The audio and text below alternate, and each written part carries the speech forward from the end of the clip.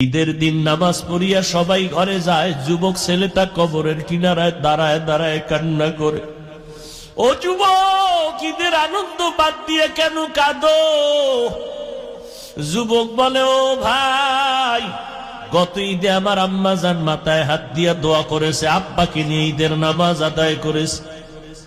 আজকে যখন ঈদের নামাজের জন্য ঘর থেকে বের হইলাম, মায়ের দোয়া নিতে গিয়া হঠাৎ মনে পড়ে গেল মায়ের বিছানাটা খালি, মা বিছানায় নাই, আমার বাবা নাই, আজ আমি বড় অসহায় এতিম, কে আমার মাথায় হাত দিয়া দোয়া করবে?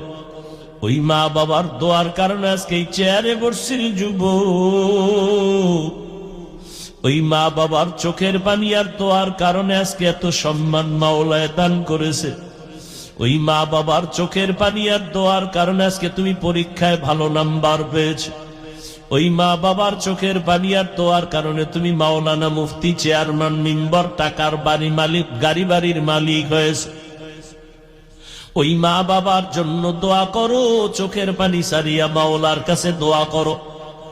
মা বাবা বেঁচে থাকলে দোয়া নাও,